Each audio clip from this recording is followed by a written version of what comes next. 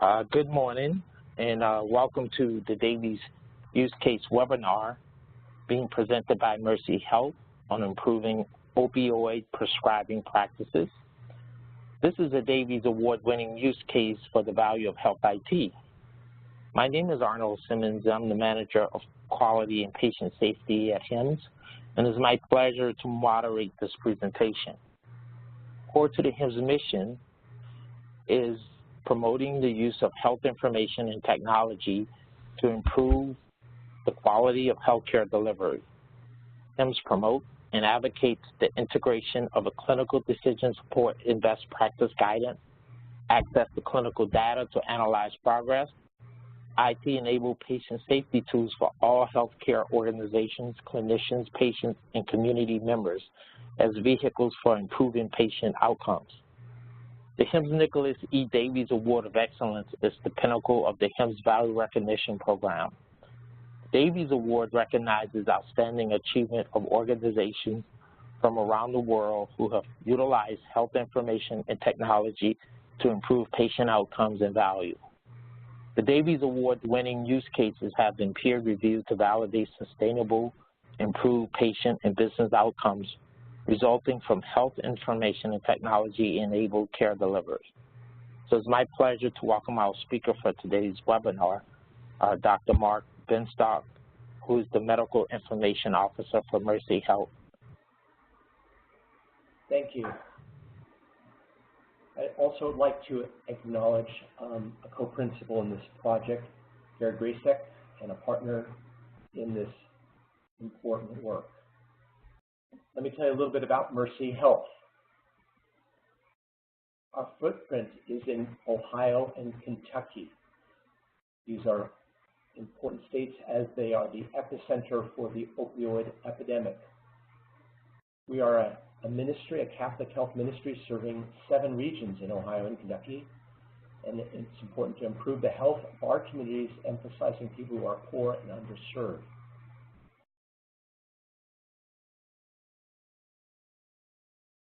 These are our individual regions within Ohio and Kentucky. We also have a partner with Summa Healthcare in the Akron area. A little bit about us in terms of our statistics. There are 500 or so places to receive care, 23 hospitals, 7 senior health and housing facilities, 7 home health agencies, over 33,000 employees, 1,300 of which are employed providers, over $10 billion a year economic impact in the state of Ohio. Part of our mission is to provide benefits to our community, which is over $1 million a day. CarePath is our brand of our EMR Epic. It is a comprehensive, safety-oriented, patient-centered clinical information system using Epic as its foundation.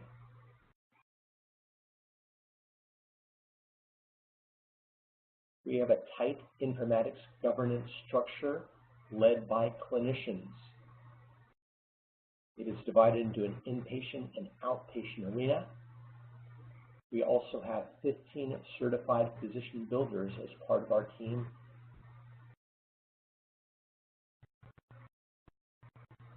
In addition to the recent Davies Award, we are also HIMSS Stage 7 certified in all of our ambulatory practices and in 7 of our acute care facilities. We are a recent Most Wired Advanced winner. We have recognition from Epic in terms of system uptime recognition and Epic Summa Cum Laude for honor roll. I want to begin by talking about what we've done in terms of improving opioid prescribing practices. All of these are based on CDC national guidelines.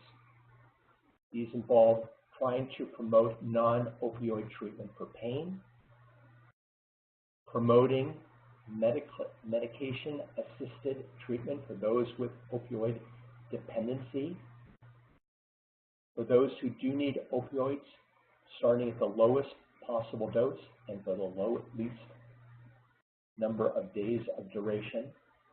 When prescribing opioids, to make it easy to review the prescription drug monitoring report to make sure that the patient is not already taking other controlled substances, and avoiding dangerous prescribing practices, namely concurrent prescribing between opioids and benzodiazepines. These are brought home even clearly in the state of Ohio, where there is legislation, much like in other states, that involve the use of a prescription drug monitoring program known in the state of Ohio as ORS, which is a database of all the controlled substance transaction. And one of those laws is that when opioid or controlled substances are prescribed, the ordering provider must review that database prior to prescribing the controlled substance. Part of our build is baking that database into the EMR to minimize the impact on the provider. Ohio is very strict as it relates to opioid prescribing. There's a 7-day limit for acute opioid orders. That actually is a 5-day limit if that patient is a minor. Providers must indicate the reason if those limits are exceeded in the medical record. There are caps in terms of morphine equivalent daily dose of 30 for acute episodes of pain.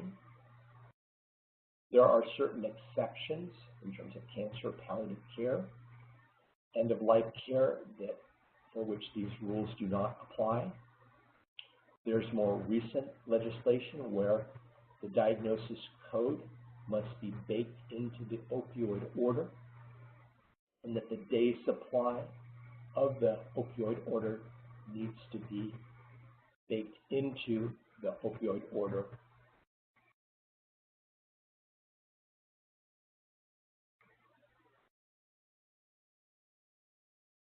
The response of our team to the opioid crisis, both nationally and locally, is that we need to develop new EMR tools. We need leadership on the part of our physicians for key workflows and supporting tools. We need the aid and involvement of our IT leadership as it involves integration with other systems, namely the prescription drug monitoring program.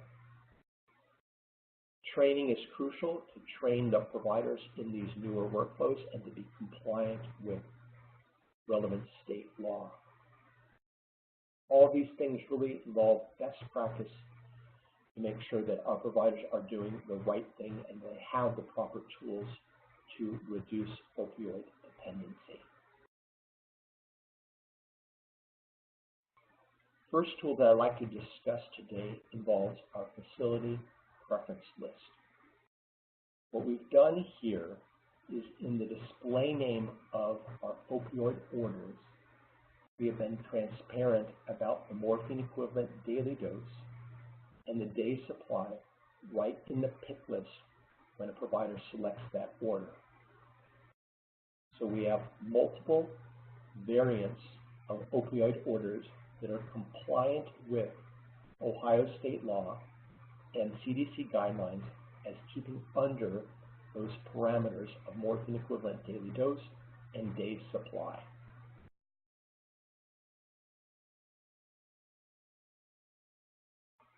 This slide gives a bit clearer view of the morphine equivalent daily dose and the day supply being baked into the display name, and also a comparison between a base record, this one right here with Norco 325 milligrams PO tabs, and how it's distinguished from a fully configured order where the morphine equivalent daily dose and the day supply is baked into the display name.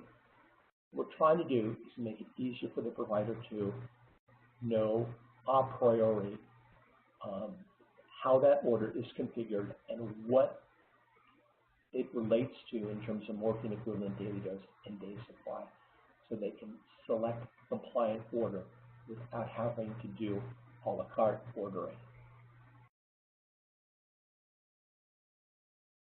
In a similar fashion, we now have available to providers inline morphine equivalent daily dose calculation, as illustrated in the red box.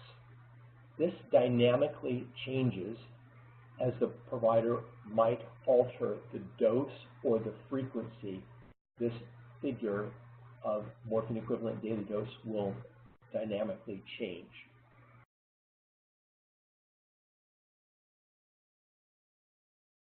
An important thing to note about this is this will only work if discrete text ordering is used, where providers compose their order by using discrete values for tablet and frequency. If a provider attempts to use an ordering mode called use free text, where they're composing the order using a narrative process, this inline morphine equivalent daily dose calculation will not display a value. This morphine equivalent daily dose is available in several other locations within our EHR, including in the prescription monitoring navigator section, the medication activity, and the previously signed order. It is also important to note that morphine equivalent daily dose is being calculated not only at the order level, but if the patient has more than one valid opioid prescriptions, at the patient level, it is summed as well.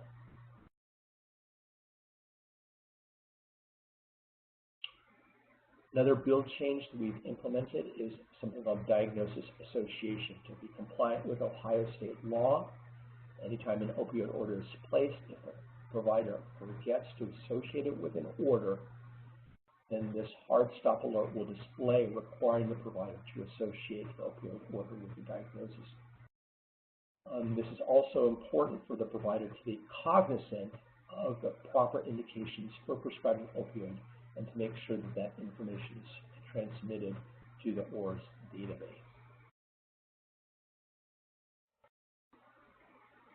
We talked before about thresholds in terms of 30 morphine equivalent and in terms of day supply. If the provider's opioid order exceeds those thresholds, then an order validation alert will display, alerting the provider that those limits were exceeded and giving the provider an opportunity to correct those orders. Or, at the very minimum, alerting them that they should, if those limits are in fact exceeded, the provider needs to provide documentation in the medical record why that occurred. We have one additional alert for extreme morphine equivalent daily dose, that is greater than 80. And if that limit is exceeded, then there's a more detailed alert that displays, in this setting, a morphine equivalent daily dose greater than 80 is associated with a higher risk of overdose and death. And we're urging the provider to, under those circumstances, consider co-prescribing Narcan, referring the patient to pain management, assure that their controlled substance is up to date, that there's been recent drug testing, and avoiding co-prescription of the benzodiazepine.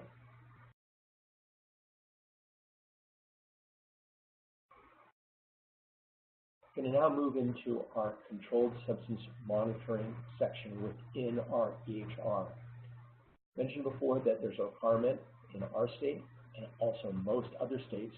The prescriber needs to refer to that prescription drug monitoring program prior to prescribing opioids and other controlled substances.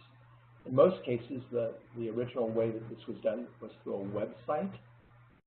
And this shows our initial build where we provided a hyperlink to the website, and the user would have to sign in with a specially designated username and password. We also provided documentation tools, as was just alluded to, that in the event that certain thresholds were exceeded, using just a click button, a provider could easily document why those limits were exceeded. So this shows our initial way that we did this. We've moved on in that as Ohio law has changed, where there are additional requirements for documentation, we've added to that smart form with additional ways and means to document why limits were exceeded. And we now have a third version of this integration with APRIS, the vendor that supplies us with this prescription drug monitoring program data, and that we do single sign-on, that whatever the credentials that the provider is using to log into the EHR, that in turn is being passed directly to APRIS, and by clicking on this first link right here, the provider is gaining direct access from the EHR to the prescription monitoring report, and also establishing an audit trail that indicates that the provider did so. We have some other sections in this prescription section, and that is it gives some old information when the report was last brought up. This second hyperlink right here is a required documentation section, that smart form. This displays a third section down here, the morphine equivalent daily dose that we learned about earlier. A urine drug screening will show here. In the event that the provider needs to print out some consent forms, in terms of like a medication contract or a minor consent form, that's available here. If there are any patient flags regarding potential substance abuse, they're displayed here. And for any reason, if the linkage to the single sign-on is down and they need direct access to the website, the older version, they could obtain it down here. One of the reports that's now available to providers, more enhanced analytics, including predictive scores at the very top of the report, a graphical display of the patient's controlled substance behavior, and then at the very bottom, a detailed listing of the controlled substance prescription. Remember, all of this is about assuring the ordering provider what the patient's past controlled substance purchases are in order to be able to safely prescribe and understand the patient better.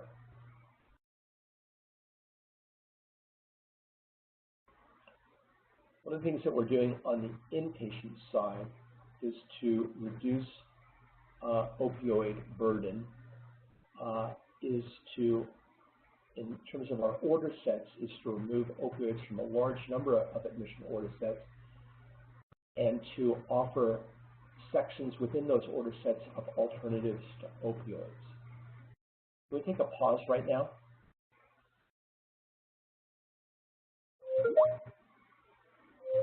Yeah. Yes, we can pause.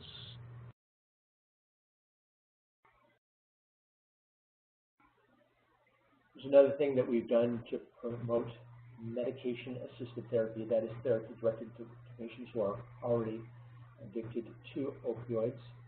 We have smart text and smart sets that facilitate providers being involved with medication-assisted therapy, drugs like Suboxone, and to document the patient's situation.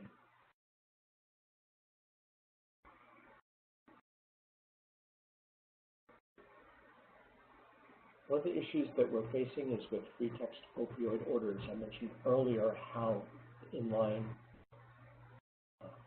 morphine equivalent daily dose does not work if free text style of ordering is used.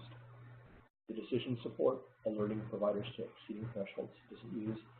And in fact, the provider does free text, they're out of compliance with certain features of Ohio state law. Here's some examples of how free text was used in the past, and you can see that some of these examples are quite remarkable in terms of poor ordering behavior by the provider. My next few slides are going to be how we are moving providers away from free text into discrete SIG. Remember, at the present time, there's two options in terms of ordering mode for provider. And what we're trying to do is promote the use of discrete SIG. One thing that we've enabled is that providers who wish to can use a range, although it's conventional that a single integer would be used in this box. We now allow that a range can be used to accommodate providers who wish that. In addition, most often in the outpatient arena, frequency is something like every 4 hours PRN. And it comes off of a pick list and speed buttons to enable providers to construct an order. What we've done is we've now added 4 new discrete frequency ranges, every 2 to 4 hours PRN, every 4 to 6 hours PRN, every 6 to 8 hours PRN, and every 8 to 12 hours PRN as valid choices that a provider could use in selecting frequency. This obviates some of the need for free text orders. Finally, for those providers who need to convey a paper to the patient or pharmacy or dose escalation, they can still do so using add additional SIG information to patient's SIG and note to pharmacy without having to resort to free text. As mentioned earlier, this whole free text business has a number of downstream adverse consequences. One consequence of the state of Ohio is if a provider chooses to use it, then the day supply is not automatically listed on the script. Yet this is a requirement for opioid orders that was effective December 29, 2017. So all told, what we're trying to do is get providers away from using free text and moving them to discrete SIGs. And we're taking our next big step in this on September 1st, when we're eliminating the ability to use free text mode for opioid orders, and the only mode that will be available is this discrete SIG, where the provider needs to specify the dose route and frequency using discrete values.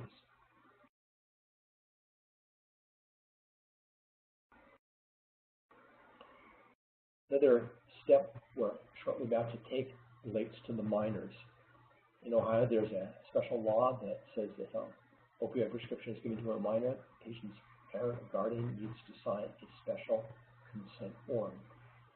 We've instituted a best practice alert that in the event that the provider so wishes to go ahead with that opioid order to the minor, merely by accepting this particular alert, the consent form will automatically be printed and can be used as an actionable alert. The provider does have the option of selecting an acknowledgement reason that are valid reasons in the state of Ohio law.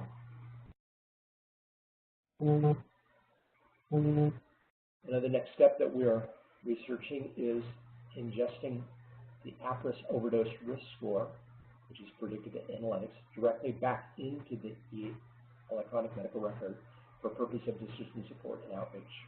Right now, it's visible to the provider at the time of order entry, but we can leverage that hard piece of data through a two-way VPN and making a few adjustments to the EPIC interface with APRIS.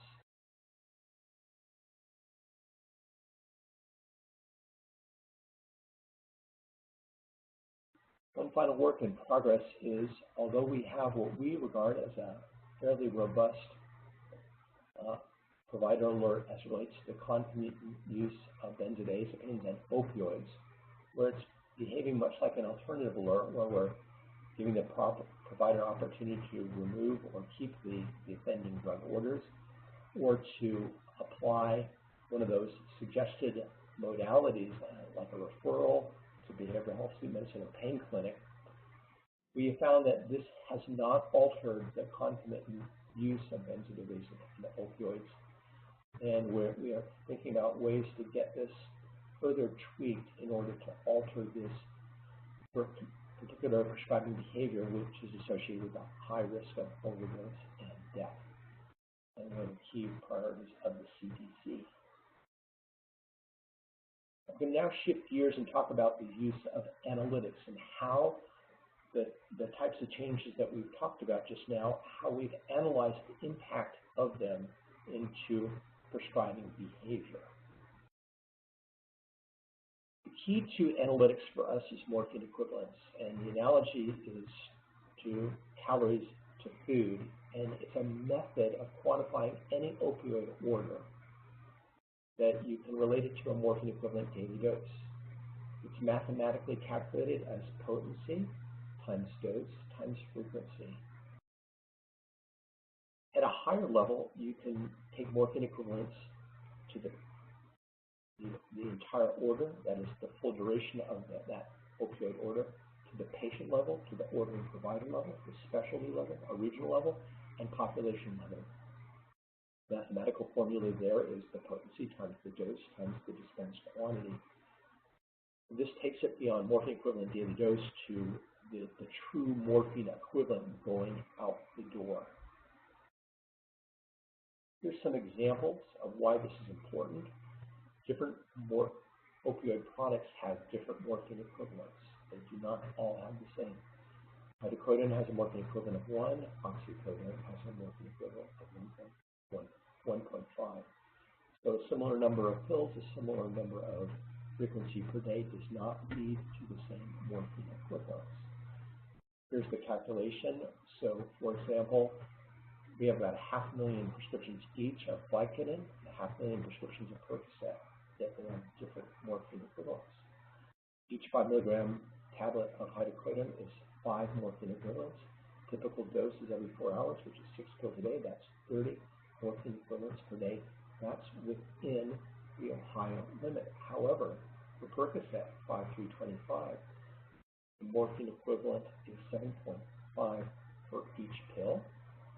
And with that same dosing at 4 hours and 6 pills a day, the morphine equivalent daily dose is 45, which is above Ohio limit, above the CDC limit. This really illustrates the power of morphine equivalence and knowing morphine equivalence in terms of doing metrics. Far more powerful than counting pills. Here's our key opioid metrics that we follow. Opioid orders we mentioned is a kind of a raw count. It's very crude. One of the key things about opioid metrics is identifying outlying providers, and it's based on various metrics, including morphine equivalence, including duration. And what we do is we establish percentiles. We're looking at percentile against both the enterprise, percentile against a region, percentile against specialty, which is probably the most important thing. We have 3 sentinel metrics, such that if a provider is below the 10th percentile on these 3 metrics, we have an outlier flag. If any of the sentinel metrics are below the 10th percentile, and those include the morphine equivalence of the total prescription, the morphine equivalence greater than 30 to acute opioid orders, and the rate of morphine equivalents that are greater than 30 to opioid orders. So once again, we're doing raw data and we're doing percentiles, and the key objective is to identify outlier behavior so that they can be counseled and their opioid prescribing behavior altered. That's basically the purpose of this advanced analytic platform. In terms of what we required for this bill, the software is listed here. The data sources is listed also here. A lot of time and effort went into this in order to get this to work. We have a working definition of an acute opioid, and that is that there's no preceding opioid order in a 100-day window prior to the incident opioid order. In this way, we avoid the erroneous or absent associated diagnosis phenomena. All these metrics were built in the in a way that was not dependent on the use of an EPIC registry. For non-EPIC clients, this notion of calculating morphine equivalent daily dose and morphine equivalents can be done on your analytics platform in your data warehouse rather than directly in your EHR. We have multiple different metrics, but when it comes down to it, there are two crucial ones. That is morphine equivalent daily dose limit for acute pain, where the numerator is the number of outpatient mode opioid prescription, where the morphine equivalent dose per day was greater than 30, and the denominator is acute outpatient opioid orders, and that is in patients with no prior opioid prescription passed in the last 100 days. That's our first key performance indicator. Our second one is this notion of opioid burden. That's total morphine equivalents going out the door adjusted for patient volume.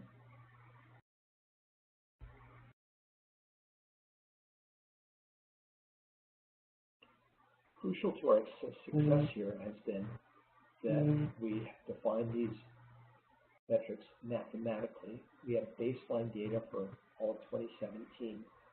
We established targets for each of our market, mathematically defined as 90% of the 2017 baseline value for that market, for these two metrics. So rows are regions, and columns indicate either the metric, the baseline, the target for these two metrics. We're very transparent about this data. We locate it on our internet. Call this the hub. Any user can simply click on this button, Opioid Data Queue, and they can gain access to a version of the report that does not have any PHI or provider-specific information.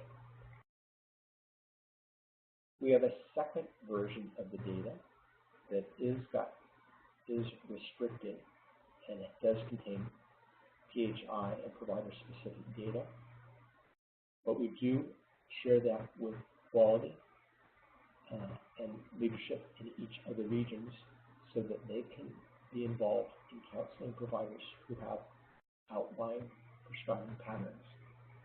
We have videos, we have tip sheets of how this leadership and how the quality and the risk portions of our enterprise can review these reports, identify the outliers, and counsel them accordingly.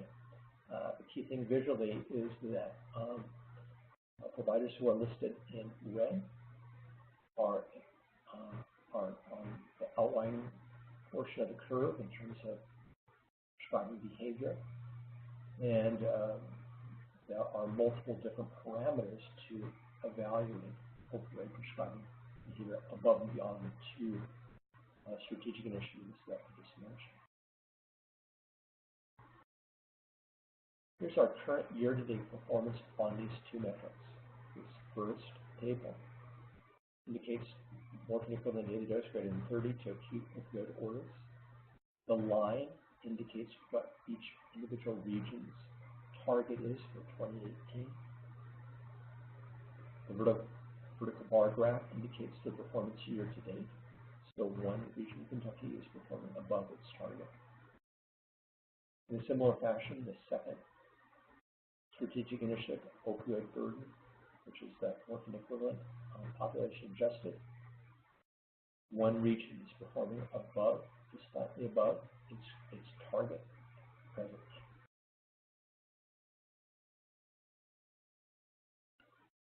We can display this information also in tabular format, where each column indicates the monthly performance, the variation to target, colored dot indicating performance against the target.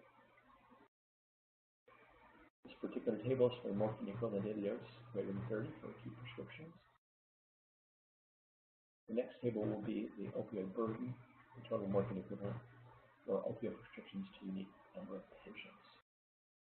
Once again, we can track the performance over time, over region, and indicate very visually which time periods a particular region might be struggling with. The importance of this is that, as it is a strategic initiative for the organization, there's a leadership structure attached to the strategic initiative, that for each region there's a dyad team that's responsible for assuring that the providers in their market, their region, are doing their best to have prescribing behavior that will keep the whole region beneath the target set.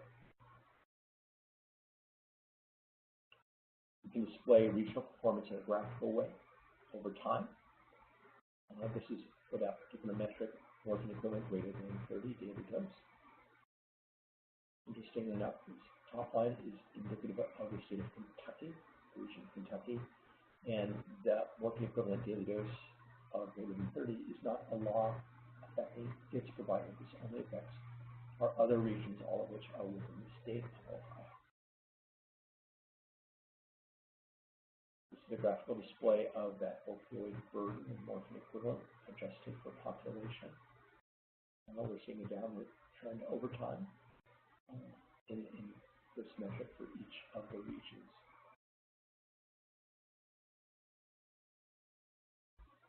In this particular case, we have each row represents a different month in the year 2018, and each column represents a more granular form of an opioid metric. For example, opioid orders, rate of opioid orders to med orders, rate of opioid orders to unique patients with a medication order, that notion of a concomitant benzo and opioid order, a rate of opioid orders that exceed 7 days for acute opioid orders, the average morphine equivalent daily dose, average morphine equivalent daily dose for acute opioid episodes of pain, and a rate of morphine equivalent daily dose exceeding that number of 80, which is associated with that risk of overdose and death to opioid orders. One in the red box are our strategic initiatives that we've dwelt on previously. We talked about this, that over time we saw some reduction in our rate of opioid with no discrete frequency. And in essence, providers were using free text. We realized that education has reached its kind of plateau, and we need to move towards a more formal mechanism to eliminate the ability to use free text going forward.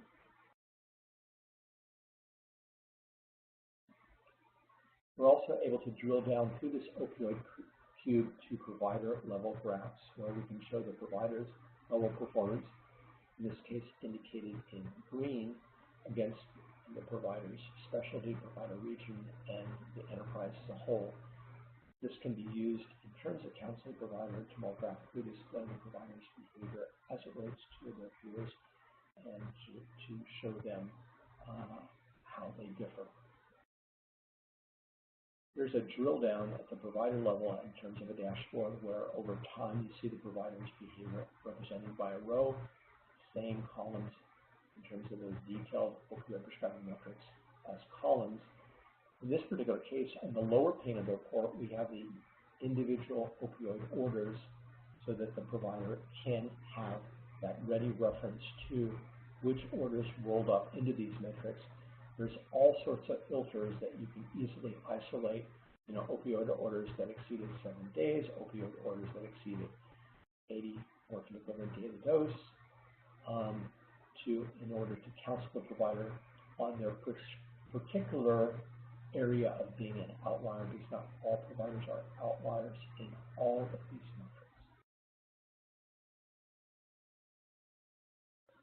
One of the things that the CDC is trying to promote, as other organizations are, is medication-assisted therapy. It's one of the few metrics where we want to see an upward trend, and that's in fact exactly what we're seeing. The patients who are addicted and tolerant to opioids are being offered medication-assisted therapy like Suboxone in order to prevent them from using illicit opioids.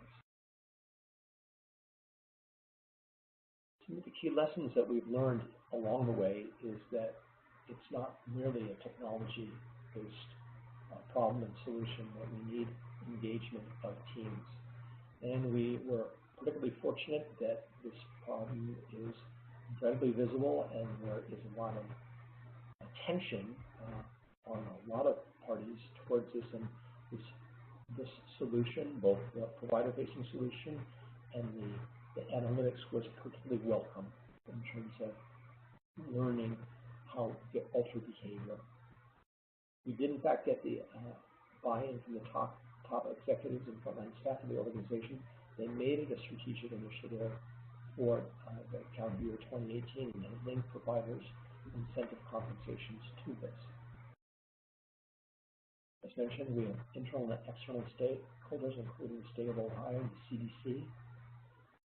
We were able to have a plan and have targets and drill down responsibility at regional levels where we saw people that were outlier in terms of providers and the prescribing behavior.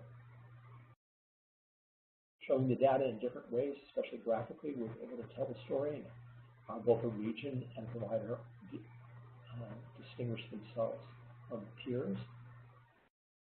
We talked about how in our EHR we are able to directly leverage the prescription drug monitoring report and getting away from having the provider to jump out of the EHR, open up the website in order to get that information from the website itself. We've been very involved with the providers in terms of trying to keep them out of trouble with state law and the DEA, and keeping our patients healthy. Talked about our role with the state DDMPs and our role with single sign-on. We did talk to providers way ahead of time as we were implementing changes, alerting them the effect of the new laws, the deadlines, and what kind of changes they would see in terms of their workflow to keep them compliant. The reporting was key in order to show the providers the impact of these changes in terms of the prescribing behavior.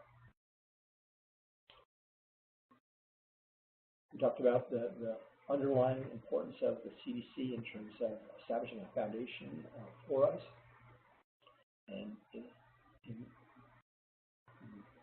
embarking our workflow with best medical evidence.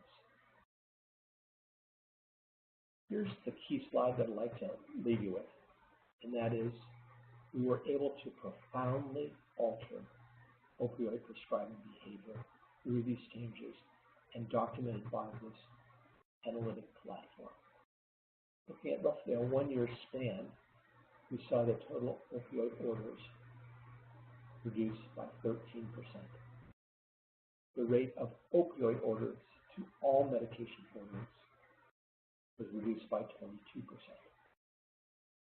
The rate of morphine equivalent daily dose greater than 30 to acute opioid orders was reduced by 35%. That rate of morphine equivalent daily dose greater than 80, which is associated with a high risk of overdose and death, was reduced by 14%. And the rate of opioid orders which were greater than 7 days to acute opioid orders, part of Ohio law, was reduced by 43%. And that very key roll-up metric indicating how much opioid is going out the door, regardless of product, was reduced by 23%. That is the total morphine equivalents prescribed as adjusted by patient volume. So key profound changes in opioid prescribing occurred as a result of the built changes that we instituted in the analytics platform that we implemented to document those changes. I'd like to acknowledge some key contributors in this journey. Thanks so very much.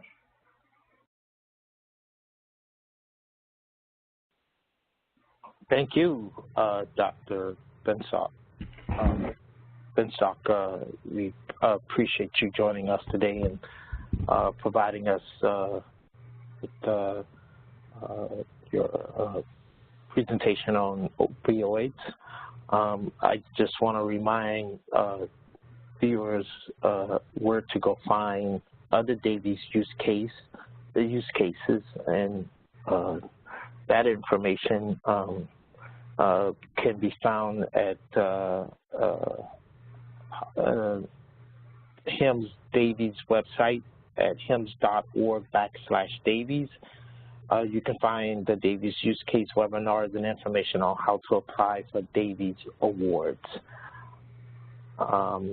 That concludes our presentation for today. And again, thank you, Dr. Benstock.